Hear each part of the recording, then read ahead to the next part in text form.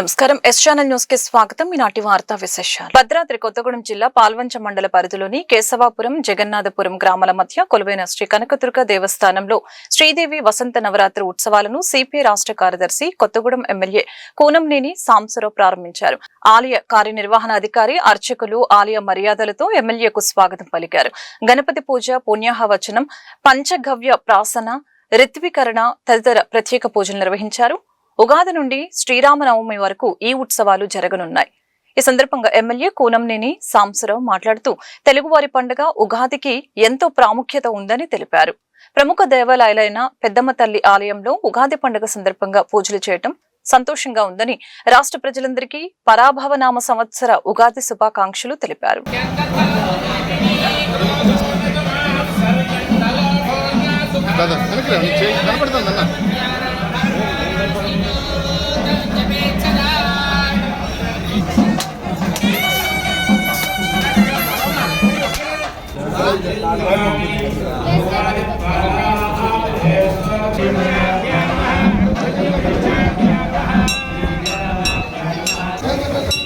ఖమ్మం జిల్లా మధిర నియోజకవర్గం వ్యాప్తంగా ఈదురు గాలులతో కూడిన వర్షం కురుస్తుంది. మధిర, ఎర్రుపాలెం, బోనకల్లు, చింతకాని మండలాల్లో గాలి దుమారం చెలరేగింది.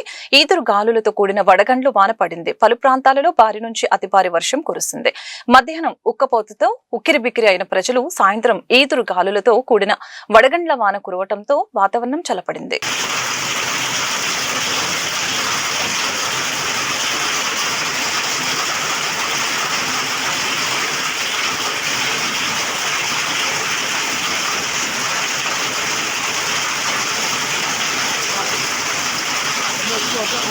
రాష్ట్రంలో అధికారంలోకి వచ్చిన కాంగ్రెస్ ప్రభుత్వం ఇచ్చిన హామీలను గాలికి వదిలివేసి పేదల పాలిట శాపంగా మారిందని భారతీయ జనతా పార్టీ తీవ్ర స్థాయిలో ధ్వజమెత్తింది. ఖమ్మం గడ్డపై పేదల ఇళ్ల కూల్చివేత వెనుక భారీ కుట్ర దాగి ఉందని, రియల్ ఎస్టేట్ వ్యాపారుల ప్రయోజనాల కోసమే ప్రభుత్వం ఈ దుర్మార్గానికి వడికట్టిందని బీజేపీ ఆరోపించింది. శుక్రవారం ఖమ్మం కలెక్టరేట్ వద్ద బీజేపీ జిల్లా అధ్యక్షులు నెల్లూరి కోటేశ్వరరావు ఆధ్వర్యంలో జరిగిన భారీ ఆందోళన కార్యక్రమం రేవంత్ రెడ్డి ప్రభుత్వంపై విమర్శనాస్త్రాలకు వేదికగా నిలిచింది. పార్టీ జెండాలు చేతపట్టి కాంగ్రెస్ కు వ్యతిరేకంగా నినాదాలు చేశారు. ఆందోళన అనంతరం పార్టీ నాయకులు, కార్యకర్తలు భారీ ఎత్తున కలెక్టరేట్ కు వెళ్లి నినాదాలు చేశారు. అనంతరం జాయింట్ కలెక్టర్ పి శ్రీనివాస్ రెడ్డికి వినతి పత్రం సమర్పించారు. రేవంత్ రెడ్డి గాని ఆ మంత్రివర్గంలో మంత్రులు గాని కాంగ్రెస్ పార్టీలో ఉన్న ప్రతి పేదవాడు కూడా బాధపడతా ఉన్నాడు. ఆ రోజు మా పనులు వస్తే ఇందిరమ్మ రాజ్యం అని చెప్పినాం కదా, ఇవాళ ఇందిరమ్మ రాజ్యంలో పేదల పరిస్థితి అధ్వానంగా తయారని చెప్పి ప్రతి కాంగ్రెస్ పార్టీ కార్యకర్త కూడా బాధపడుతూ ఉన్నాడు. ఇప్పటికైనా కనివిప్పు కలిగించుకోండి, పేదలకు ఇచ్చిన హామీ నెరవేర్చండి, ప్రతి ఒక్కరికి అర్హులైనటువంటి వారికి ఇందిరమ్మ ఇది ఇవ్వాలని చెప్పేసి ఈ సందర్భంగా ప్రతిసారి ఢిల్లీ వెళ్తుంటే ప్రజలు అనుకున్నారు కేంద్ర ప్రభుత్వానికి వెళ్తున్నారు, మన సమస్యలు తీసుకెళ్తారు, అక్కడి నుంచి నిధులు రాబడతారని అని అనుకుంటే కేంద్ర ప్రభుత్వం ఇవ్వాల్సిన నిధులను ఇస్తుంటే ఈయన చేస్తుంది ఏందా అంటే తెలంగాణకు వచ్చిన నిధుల్ని అక్కడ రాహుల్ గాంధీ గారికి, సోనియా గాంధీ గారికి పట్టం కట్టడం తప్పితే, కప్పం కట్టడం తప్పితే వేరే పని లేదని చెప్పి అందరికీ ఈరోజు తెలిసిపోయింది. మరి దేశమంతా కూడా మరి భారతీయ జనతా పార్టీ వైపు చూస్తుంటే మొత్తం కాంగ్రెస్ ముక్త భారత్ అని ఈరోజు ప్రజలందరూ ఏక నినాదంతో ఉంటే ఇక నీకు మిగిలిన కర్ణాటక ఈ కాంగ్రెస్ ఈ యొక్క తెలంగాణలో సరైన పరిపాలన చేయకుండా ప్రజల్ని గోస పెడుతూ ఈ విధంగా చేయడం అనేది ఎంతవరకు సమంజసం అని చెప్పి భారతీయ జనతా పార్టీ డిమాండ్ చేస్తుంది. ఇదో పక్కనుంటే ఖమ్మంలో అనేక మంది దాతలు భూదానోద్యమంలో మరి దాదాపు తెలంగాణ రాష్ట్రంలోనే 1,00,000కు పైచిలుకు ఎకరాలని మరి దానం చేస్తే గూడు లేని ప్రతి పేదోడికి స్థలం ఇచ్చి అక్కడ గూడు వేసుకునే విధంగా ఈ యొక్క ప్రభుత్వాలు చేయాల్సిన కార్యక్రమాన్ని వదిలి మరి వాళ్ళంతా వాళ్ళే అడవి లాంటి ప్రాంతాన్ని, వెలుగుమట్లాన్ని శుభ్రం చేసుకొని క్లీన్ చేసుకొని చెట్లు నరుక్కొని అక్కడ తన నివాసాన్ని ఏర్పాటు చేసుకుంటే గత పాలకులు కూడా బీఆర్ఎస్ మన కేటీఆర్ గారు ఖమ్మం వచ్చారు, మొసలి కన్నీళ్లు గారుస్తూ సిగ్గు ఎగ్గు లేకుండా మొన్నటిదాకా మంత్రి పదన అనుభవించిన అటు తుమ్మల నాగేశ్వరరావు కావచ్చు, ఇటు మరి పువ్వాడ అజయ్ కుమార్ కావచ్చు, వచ్చి కళ్ళ ముసలి కన్నీళ్లు కారుస్తూ మరి అక్కడి నుంచి పేదోళ్ళని తరిమేశారని చెప్తున్నారు కదా. మరి మీరు అధికారంలో ఏం చేశారని భారతీయ జనతా పార్టీ డిమాండ్ చేస్తుంది. మరి 2.5 సంవత్సరాలు అయింది ఈ ప్రభుత్వం వచ్చి, అనేక మార్లు ఈ పేదలు అక్కడ మరి మొరబెట్టుకుంటే కలెక్టర్ని పట్టని కాళ్ళు లేదు, ఎక్కని గుమ్మం లేదు. అయినా సరే ఏ ఒక్క ముగ్గురు మంత్రులు కూడా కనికరం లేకుండా మరి ఈరోజు దుర్మార్గంగా ఇళ్ళని కూల్చివేయటం, ఈరోజున మళ్ళా ఒక కొత్త నాటకానికి దారితీశారు. చెప్పు దెబ్బలు తినే పరిస్థితి వచ్చేసరికల్లా రోడ్డు మీద నడిచే పరిస్థితి లేకుండా గుడ్డలు తీసి కొడతారన్న భయంతో మళ్ళీ కొత్త డ్రామాని తీసుకొచ్చి ఒక 311 మంది మాత్రమే దీంట్లో అర్హులు, మిగిలిన వాళ్ళు అర్హులు కాదని చెప్పి వాళ్ళకి ఏదో సొంత జాగిరి ఇచ్చినట్టుగా, మీ రెవెన్యూ భూమి ఇచ్చినట్టుగా, మీ ఇంట్లో మీ అయ్య మీ తాత సంపాదించిన ఆస్తులు పంచిన విధంగా ఒక కార్యక్రమాన్ని పెట్టి ఆ 311 మందికి ఇచ్చారు. మరి మిగిలిన పేదల పరిస్థితి అని చెప్పి భారతీయ జనతా పార్టీ డిమాండ్ చేస్తుంది. ఈ రోజున పెద్ద ఎత్తున తెలంగాణ రాష్ట్రం అంతా కూడా మా రాష్ట్ర అధ్యక్షులు నారపనేని రామచంద్రారి యొక్క పిలుపు మేరకు ఈ రోజున ప్రతి జిల్లాలో కార్యక్రమం తీసుకున్నది.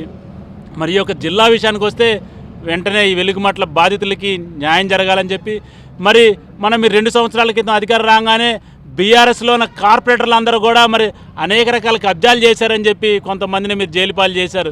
మరి ఇప్పుడు మీరు ఆ కబ్జాల కేసులు ఏమైనాయి? వాళ్ళని లొంగ తీసుకుని రేపు మీ కాంగ్రెస్ పార్టీ తిప్పుకోవడం కోసమే అటువంటి బ్లాక్మెయిల్ రాజకీయాలు అని చెప్పి భారతీయ జనతా పార్టీ ప్రజలందరికీ తెలియజేస్తుంది. ఏంటంటే మరి మీరు పెట్టిన కేసులు ఏమైనాయి? పగడాల నాగరాజు మీద పెట్టిన కేసులు ఏమైనాయి?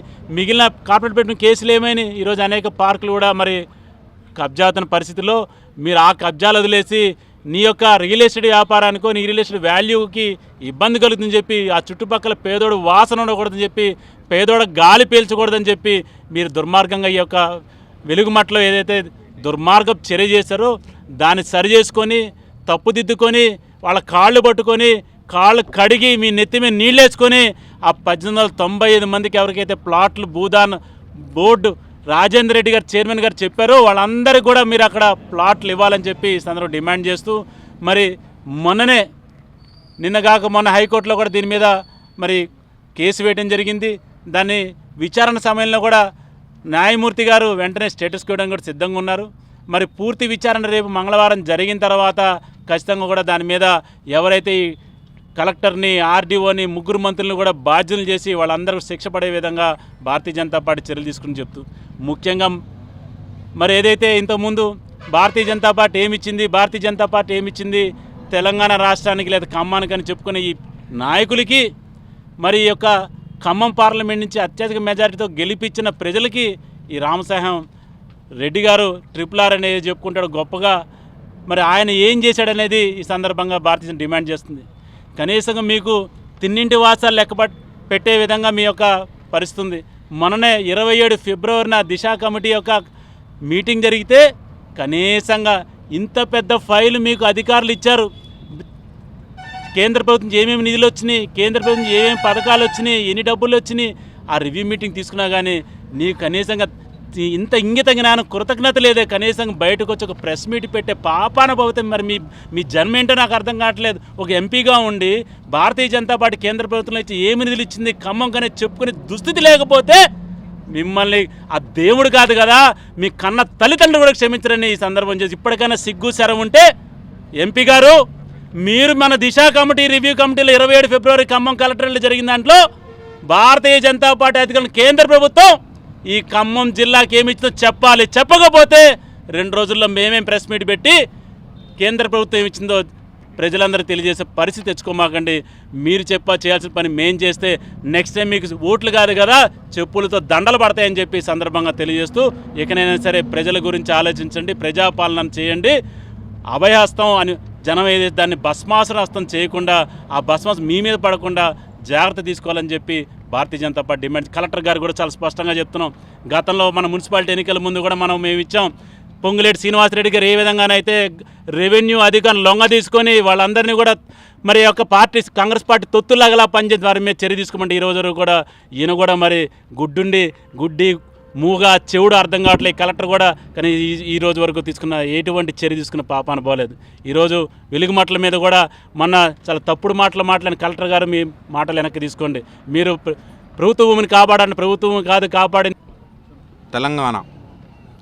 తెలంగాణ ప్రజలు మీరు పరిపాలన చూసి ఇసుగుబుట్టి వద్దురా నాయన ఈ పరిపాలన అనే దిశకు వచ్చిన సందర్భంలో మీ యొక్క హామీలు నెరవేర్చడానికి మీ మెడలు వంచడానికి భారతీయ జనతా పార్టీ తెలంగాణ రాష్ట్ర రథసారథి రామచంద్రరావు గారి యొక్క పిలుపు మేరకు ఖమ్మం జిల్లాలో ఈరోజు భారతీయ జనతా పార్టీ తరఫున ఆందోళన చేస్తూ కలెక్టర్ గారికి మీరు ఇచ్చినటువంటి హామీలు అమలు కానిటువంటి హామీలని వెంటనే అమలు చేయాలని సబ్బండ వర్గాలకి 6 గ్యారంటీల పేరు మీద 420 హామీల పేరు మీద అధికారంలోకి రావటానికి పరమావధిగా అమలు కాని హామీలను ఇచ్చినటువంటి ఈ తెలంగాణ రాష్ట్ర ముఖ్యమంత్రి రేవంత్ ఉద్దీన్ గారు అధికారంలోకి వచ్చి మేము మీకు 2 సంవత్సరాల టైం ఇచ్చాము, పరిపాలించుకోండి, ప్రజలకి న్యాయం చేయండి, ప్రజల్ని సుపరిపాలనగా పరిపాలించండి అని మేము వేచి చూసిన సందర్భంలో కూడా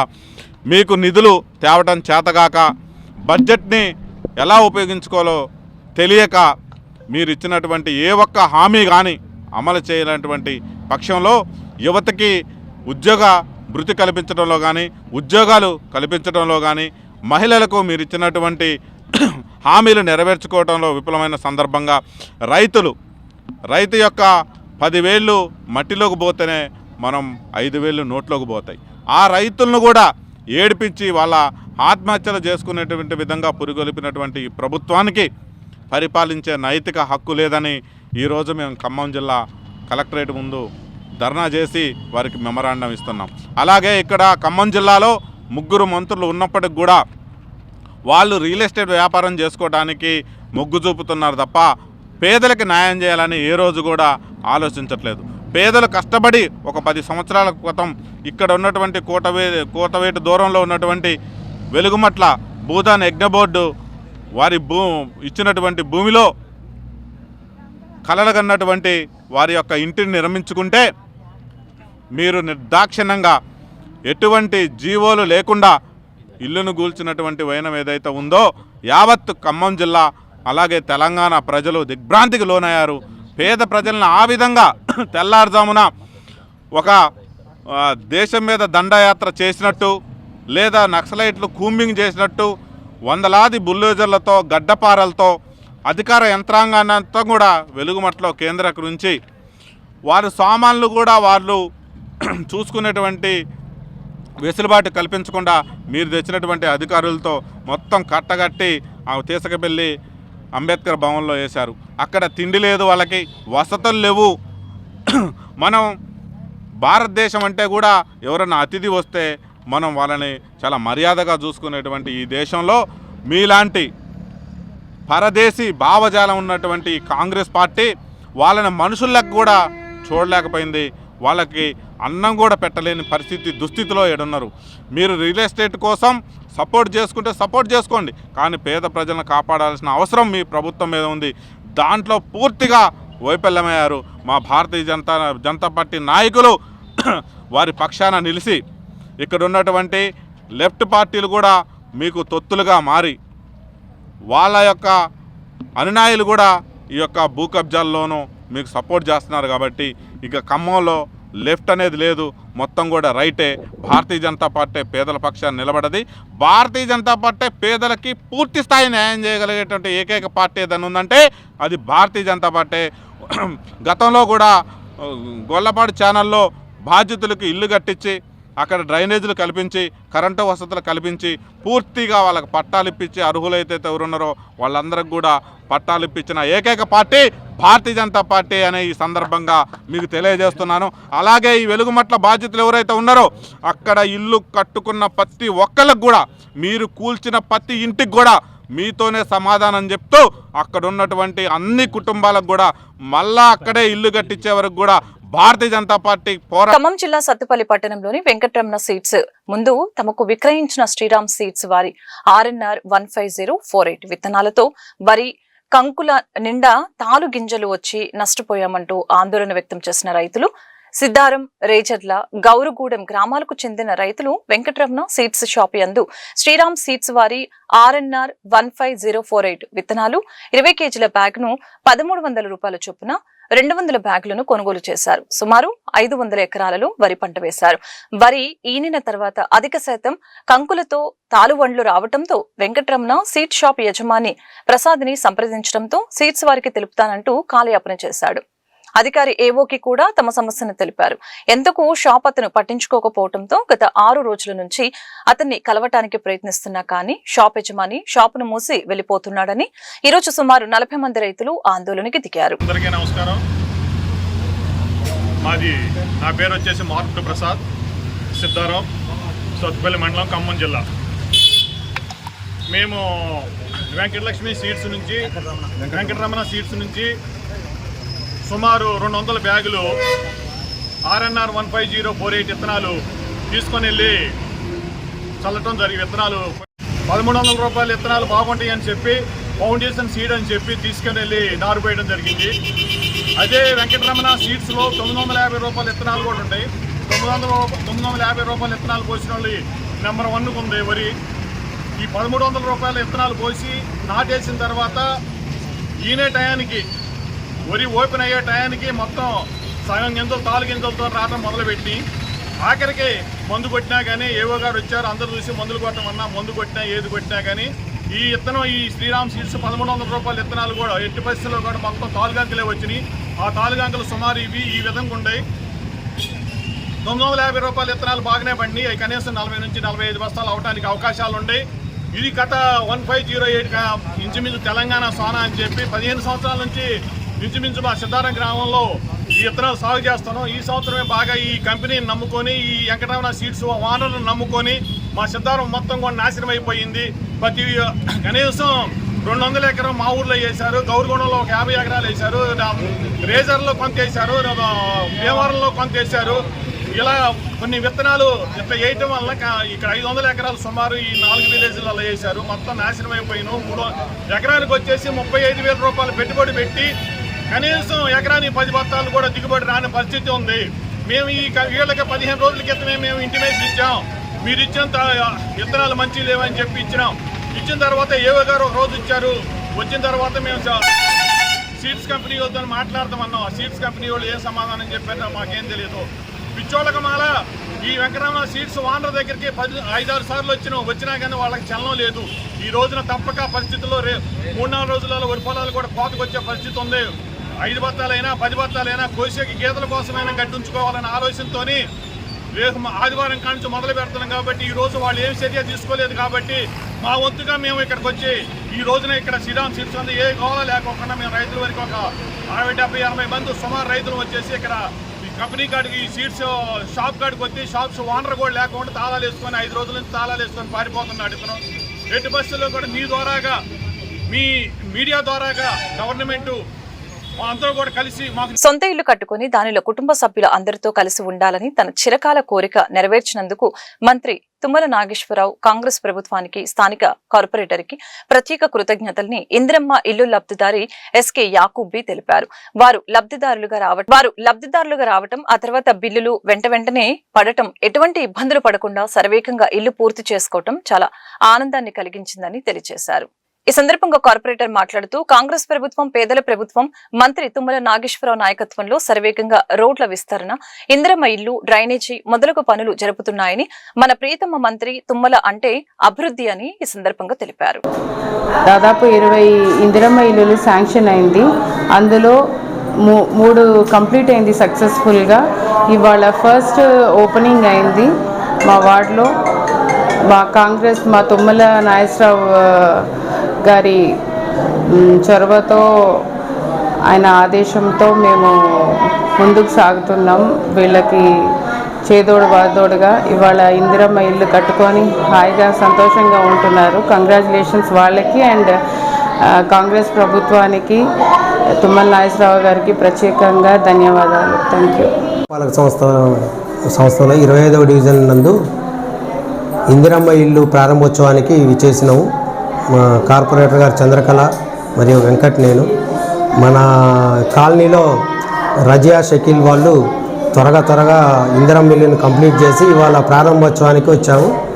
వాళ్ళ కళ్ళల్లో కూడా ఆనందం చూసాం. పేద ప్రజలకి ఈ ఇందిరమ్మ ప్రభుత్వం ఇచ్చే ఈ 5 లక్షల రుణం అనేది చాలా వాళ్ళకి సహకారమైంది. వాళ్ళ ఇంటి కళ సహకారమైంది. దీనికి మా మంత్రి గారు మరియు కాంగ్రెస్ ప్రభుత్వం రేవంత్ రెడ్డి గారు వీళ్ళందరికీ తెలంగాణ గవర్నమెంట్కి కృతజ్ఞతలు చెప్పుకుంటున్నాం. వాళ్ళ బిహాఫ్ ఆఫ్ పేదవాళ్ళ తరపున మేము కృతజ్ఞతలు చెప్పుకుంటున్నాం. గోళ్ళ చంద్రకళ గారికి నమస్కరించి చెప్తున్నాను. నాకు 5 లక్షల ఇల్లు కట్టుకోవడానికి ఇందిరమ్మ ఇళ్ళ పథకం ఇప్పించినారు. మన తుమ్మల నాగేశ్వరరావు గారికి, అలాగే మన మంత్రి గారికి నా కృతజ్ఞతలు చెప్పుకుంటున్నాను. కావున నాకు ఈ 5 లక్షలు చాలా చాలా విలువైనవి. వీటి వల్ల నేను ఒక ఇల్లు నిర్మించుకోగలిగాను. చాలా పేదరికంతో ఉన్న నన్ను ఈ స్థాయికి తీసుకొచ్చారు. ఈ వార్తలు ఇంతటితో సమాప్తం. మరొక బులెటిన్ మళ్ళీ కలుద్దాం. నమస్కారం.